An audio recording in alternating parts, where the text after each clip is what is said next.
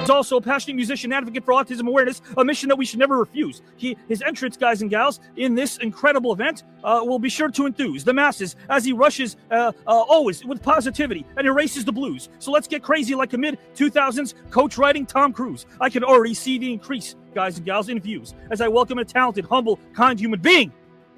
First name Miko, last name Hughes. Welcome, my friend. Unmute your mic. Wow. There we go. Bravo. I feel like I just walked into the arena. That was incredible. Your intros never cease to blow my mind, Avi. Thank you so much. What I love about your show is it's always new and fresh and honest, and you're not afraid to go deep and say, you know, emotional, meaningful things. And I feel like so often so many interviews and things are so surface level, and it's almost jarring when someone like yourself comes in swinging, hitting heavy with these heavy questions. Being nominated for an Emmy in 2016 is no surprise, as many of us appreciate her body of work all the way back to the original Hills Have Eyes. She reminds us all to love ourselves, as we are often taught not to. That does not make us vain. I subscribe to this notion as guys and gals and pals. We love her body of work from Jersey to Spain. She's counseled innumerable people on the art of self-creation through a weekly call-in radio show, which, for goodness sake, is to be fully appreciated from state to state. She's authored a ton of books on self-creation. How many? At last count, I believe the number is 8. These rhymes are about to end, but I'd be remiss if I forget to mention that she's a class act. She's always dug deep and provided her characters with layers of truth and honesty. That is a fact. This is the time to sit back, relax, and jump for joy and glee, as I'd like to welcome, guys and gals, a kind, talented human being. Last name Wallace, first name Dee. Welcome, my friend. You're a poet and you know it, baby. Well, my friend, you are a storyteller, and I cannot wait to hear more stories from Dee Wallace, because they always captivate me. I don't know how you're able to do this consistently, because I'm a polite person, of course. I try to lead that way. But you must have so much patience, because there's one thing when you're talking about the films you've done, which are epic and grand. But then to be able to talk about something that's a little bit more, I don't want to say complex, but maybe far-reaching for people, the internal soul. Talking about things that maybe people aren't quite aware or used to speaking about. How are you able to connect with so many people on a topic they may not be even privy to, Dee? Oh, Avi, everybody knows love. Yeah. Everybody wants love. Yeah. Everybody wants to experience love. Sure. And, you know, I think I approach every part I play, which sounds kind of weird because I do so many horror films, but at the root of every part I play is love. Cujo was love for my son. Howling was love for the light. Yeah. You know, E.T. was love for my children and the truth. Life is about love. And the more we remember that, the more we create the lives we want. So really my whole life is my healing work, and it falls over into my acting work. And that's just the way I like it, baby. Guys, this bona fide legend grew up in Eden Prairie, Minnesota, where he excelled in wrestling and football. He inspired the masses with his valor and strength as he would enthrall an audience that stood tall, witnessing his courage as he looked at his opponents eyeball to eyeball. Prior to wrestling, he spent time with his father in the roofing business until one day he turned on the TV and he saw Jack Webb in a movie called The D.I. As the rest, as they say, history. His ascension in the world of pro wrestling led to a moment of woe, as soon as we would all know, the nation and the world, that this man would bestow his legend to us as his status would grow and grow. And that's right, he became the only real-life character on the iconic animated series G.I. Joe. He's a member of the Luthez Pro Wrestling Hall of Fame, the Professional Wrestling Hall of Fame, and the WWE Hall of Fame. He also happens to be a former WWE World Champion. The man earned the name, the fame, the acclaim, and watching him in the ring, you never be the same. So get your friends together, your entire family, your cousins, your sister, your brother, your mother, your father, and your daughter, as we welcome an absolute legend, a man known to us and to all of you as Mr. Sergeant Slaughter. Welcome, my friend. Great to be here. Thank you, Alvy. What an intro. Great intro. We're going to have to get you into the wrestling role. Man, oh man, I can never even imagine what it's like to spend 300 days, and for all the kids out there who are wondering, hey, that must be fun traveling. Well, maybe Mr. Slaughter can confirm the fact that with the exception of a gym, and maybe at 5 a.m. if a Waffle House was open, you guys never got to see the exotic places you traveled. No, we're always either in the airport in a hotel or in the arena. It's about all we ever got to see. Besides the inside of a bus or a car, wasn't a whole lot of fun traveling as far as seeing sights. No sightseeing. No off season. No off season. No off season, and if you got hurt, it didn't matter. If you were sick, didn't matter. The only time you got paid is when you stepped into that squared circle. Well, unbelievable. Many times and not only myself, but many of my combatants, we weren't sick, we weren't hurt, and should have been in some of our situations. But in order to bring the check home and the food home to the wife and the children, you had to get into that squared circle. The first person I ever wrote for was Carl Reiner, not Rob, it was Carl. And I thought to myself as a 22-year-old buck 2.5 decades ago, what am I doing writing for Carl Reiner? Wow. Which is insane. So all these comedians are in a writer's room with Carl, and he loved his cashews. And he's eating 1, and then 5, and then 10, and 15, and he's sitting there studying everybody until finally one of the young comedians asks him, Carl, I'm going to be doing my first set on stage tonight, and you're obviously a legendary comedian. Do you have any sage advice for me? And all he does is raise his index finger, Carl Reiner that is, and goes, 1 second, 5 more, 10 more cashews, 15 more cashews. It felt like an eternity. Finally, he gestures the youngster over and he says, I got some great advice for you. And I'm thinking, what kind of pearls of wisdom and sage advice is the great Carl Reiner going to bestow upon this young hopeful, this comedian?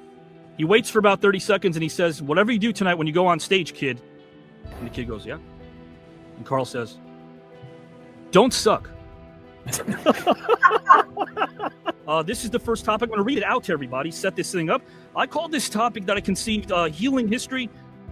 Basically, if you had the ability, Miko, to travel back in time with someone in order to help the heart and soul of a historical figure, it could be alive or deceased, it could be anybody, which historical figure would accompany you on this trip? And which historical figure would you both assist and why? I would maybe take Steve Jobs' daughter back to him before he was diagnosed and have her hopefully convince him of the benefit and the necessity for modern medicine, because I think he rejected it early on and for a disease that could have had a much better outcome. And this is for selfish reasons. I would have liked to have seen what innovations he would have come up with in these past, 10, 15 years since he passed. But even that, I've heard he was a terrible person to work with. He was a tyrant. So that would, maybe bring more suffering. Would the good outweigh the bad? I don't know. That's an example that came to mind. But it's a heavy question and it's difficult, and I love you. And I always struggle with these, and I always feel like I could do better. But that's where I landed with it. So, Dee, before I pitch this over to you and to Mr. Slaughter as well with the same question, in your estimation, what is a strong spiritual work ethic? Well, the first thing that comes to mind is your work ethic has to spring from who you are. If you don't know who you are and what you believe, you can't take it into what you do. Yeah. So, I don't know, from what I'm hearing about Steve Jobs, and I don't know much about him, right, quite honestly, he knew who he was. Whether it was the highest form of who he could be, sure, or not, he chose who he wanted to be and lived by those rules or those definitions, probably is a higher word. And that gave him success in one area of his life and didn't give him success in his health. Sarge, do you concur that sometimes maybe, no pun intended, but it's tough to be able to wrestle and be able to balance those two things in life? You were on the road so much. Of course, your daughter speaks so glowingly of you, great father, but how hard is that for you and your contemporaries? On one hand, there you are, like you said, putting food on the table. On the other hand, you have to balance a family life. We make choices, and then somehow the scales are never quite even, are they? As much as we try to make sure they are, right, Sarge? Right. You know, I think all energy, all nature, and all energy is always striving for balance. That's what we're all looking for. And it's a journey Yeah. to find that balance. And it's a choice. That's what most people don't realize. Sure. They think life happens and we have to react to it. But on this plane, we are literally self-creators. Sure. Sure. Well, most people don't believe that, Avi. Most people believe that life happens to us. Right. But on this plane, we are sent here to learn free will. Sure. And so we have to, in every moment of our lives, choose which direction we want to create in. And we do that by choosing the beliefs that we want to align ourselves with. Sarge, would you agree that the great balance might be one of the biggest challenges for us as human beings, as people? Well, of course, growing up on a farm, I had an older sister, but I was always into sports.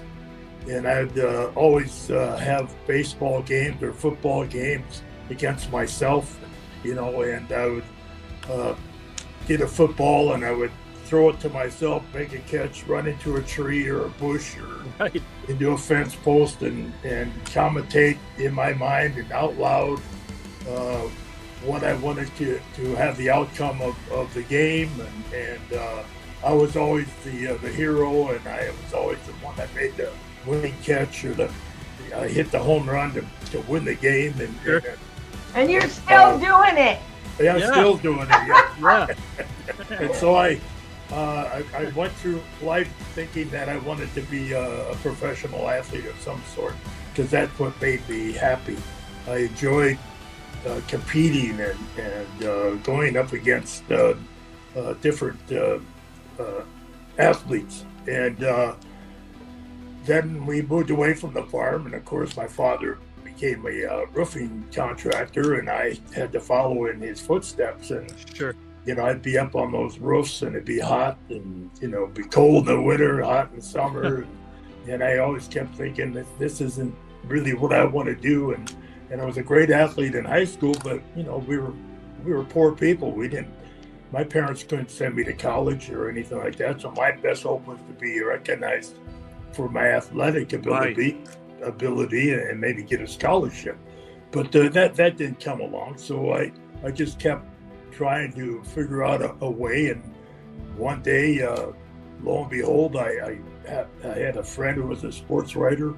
He had to do a story on a pro wrestling training camp, so he asked me to come along. And we were both wrestling fans, and so I went and watched and got into the ring, and 3 or 4 of the trainees that were in the ring, I wrestled in high school, and I beat them all. So I'm looking at them and thinking, if they can be professional wrestlers, why can't I be a professional wrestler? Yeah. Never thinking of being a professional wrestler at the time, because I was skeptical about professional wrestling. I wasn't sure if it was the real deal or not. But I found out in a hurry that it was a real deal. And so I had met my wife, and I met her when she was 15 years old. And I was 18 years old, and love at first sight for me. Good for her, bad for me, because she can't do no wrong, of course. And so one night we were playing poker with some friends, and we broke for a little snack, and they said, "So, Bob, what do you do these days other than the roofing?" And I said, "Well, I'm going to be a professional wrestler." And my wife said, "You're what?" And I said, "I'm going to be a professional wrestler." She said, "The hell you are." And I said, "The hell I'm not." And she said, "The hell you are." And I said, "The hell I'm not." So little by little, I went through the camp the next year, and every time I wanted to quit, I kept hearing Vern those Gagne words. barn? Was that the barn? The Vern Gagne? Yeah, at the barn out in Eden Prairie. Sure. And every time I wanted to quit, I kept hearing her words, "The hell you are." Wow. There's no way I was going to come home and say, "You're right, honey, I couldn't do it. I gave up. I quit." So, Sarge, you're the person who saw, and I say this respectfully, you're the only, well, not the only one at the time in your journey that saw the invisible person. Right. And the reason why is because nobody else saw your career ahead of you but you. You saw it there. You were able to see the unseen. And you said, you know what? There's a fork in the road. I can either listen to people I know and then respect them and not hassle them with my dreams, or I'm going to see the unseen and make sure that whatever I do through hard work and perseverance, it comes to fruition. And you did that. Even those closest to you said, no, no, no. And you said, yes, yes, yes. Yes. You know, Avi, I got to say, Sergeant, the same thing happened to me. When I taught a year of high school. Right. And I said, I'm going to go to New York and be an actress. And everybody laughed at me and said, are you kidding? You don't know anybody. Nobody knows you. Wow. And I said, thanks for sharing. I'm going anyway. Yeah. And in less than 7 years, I started ET. Guys and gals and pals, I hope you're ready in the comment section as well, because I'm going to ask Miss Dee Wallace the same question, and Mr. Sergeant Slaughter the same question as well that I asked Miko. Again, Dee, if you can select one historical figure that could accompany you on a trip through time to help another historical figure who's going through a rather rough time, who would it be and why, Dee? And whenever you're ready, my friend, the floor is yours. I would ask Christ to accompany me to go back to help Hitler. That's good. Boom. Yeah. Well, I just think it would be an interesting exploration between the juxtaposition of love and anger and what one can create in regards to the opposite. I think so many people, especially extending into our modern days today, think that anger and bullying and force and fear are a stronger force than love. And from time immemorial, we have been taught that love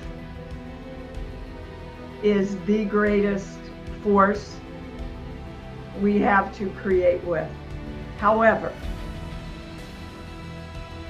we have also been sold the bill of goods to embrace the definition of a love that is laid back and weak and sublimates to another energy.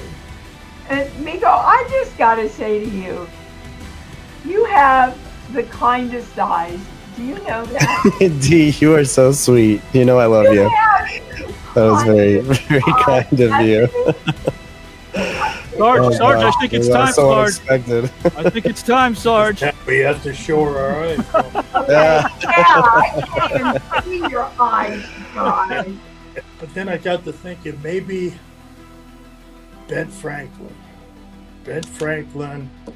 and possibly Thomas Edison, because they together kind of created electricity.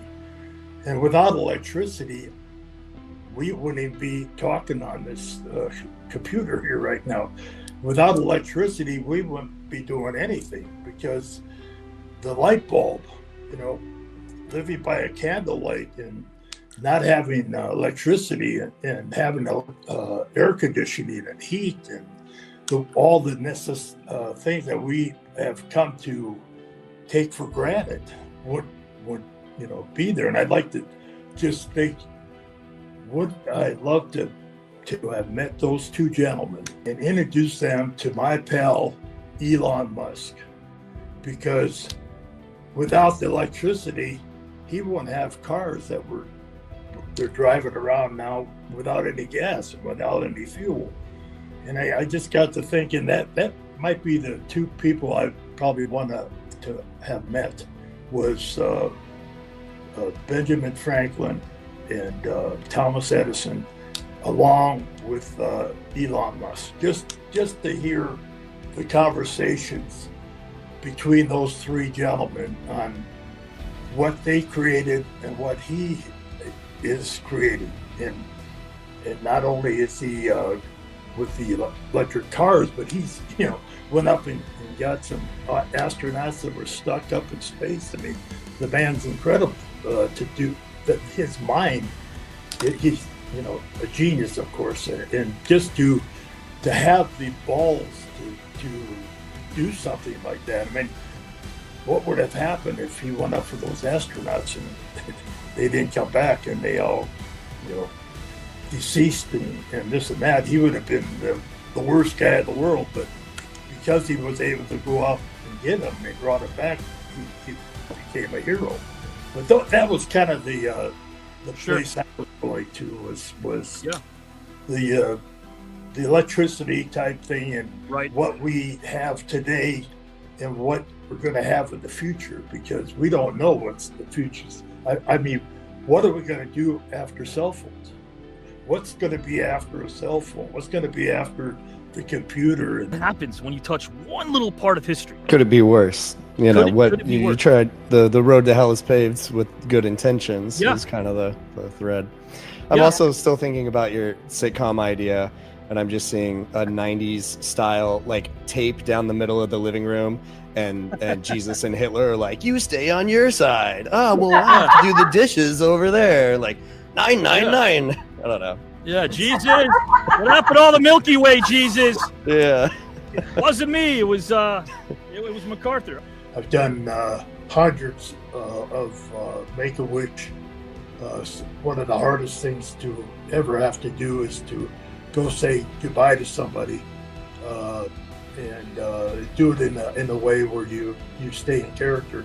Thank God I'm in a character, because if I don't stay in character, I'm bawling like a baby. So of course I cry when I leave, but Sure. I've had the honor to take children to Disney World as their last wish.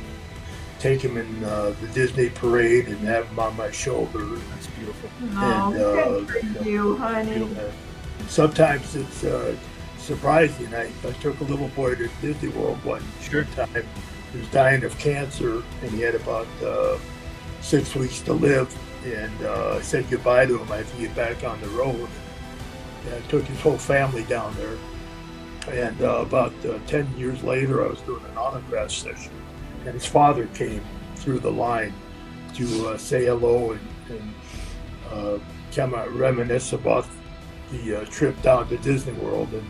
And I'm so sorry that happened. I'm sorry we didn't keep in better touch. And how long did he live for? And he said, who? And I said, your son, Chris. And he said, Chris? Why'd you ask him? Wow. There was Chris, 17, 18 years old. That's awesome. Yeah. Oh, miracles. Wow. That's great. Getting the goosebumps, but Yeah. the doctor said we got back from the trip, and we took him to the doctor and his final exam, and the doctor took off his stethoscope and he threw it on the floor, and he said, it's a miracle. And Wow. I said, what do you mean? He said, he doesn't have any cancer anymore. What do you mean he doesn't have cancer That's anymore? incredible. He's fine. He's good. Yeah. So You just needed a good drill sergeant to whip him into shape. Yeah. The power of positivity. Awesome. You had a big part of that, Sarge. Which would you pay for to see and why? Cast of Goodfellas as studio audience members on Jerry Springer, Jason from Friday the 13th as an ice skater, or Beetlejuice the runway model? Oh. Beetlejuice would be a ham. I think he would take to it. You couldn't look away. And how about the Goodfellas cast members? I like on Jerry that. Springer? I like the Goodfellas being Oh the my cast gosh. member, the audience. Absolutely. Met Joe Pesci a couple times. I'll tell you guys a story about him. He's really such a quiet guy. And I asked him, I said, How difficult is it for you to go on the other side as a character, of course, to explore? He goes, "You kidding me? In real life, I wish I could do half the things my characters do. I wish I could. I vicariously live through them," he said. And this is the classic. It's the goodies. Which would you pay for to see and why? Archie Bunker as a mountain climber, Ralph Cramden as a yoga instructor, or Don Corleone as a computer repair person? I got to go with Ralph Cramden.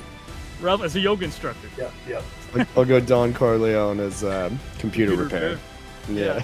Well, what about Ralph? So you think like Ed Norton would ruin everything, Ralph? Like maybe Ralph is doing his thing well, but then Norton's got to ruin it somehow, right? Oh, he's got to come in there and do it the opposite way, of course. Oh man, and Hey, Don Ralph. Corleone. Yeah, I don't think I'd ever tell Don Corleone he did a bad job.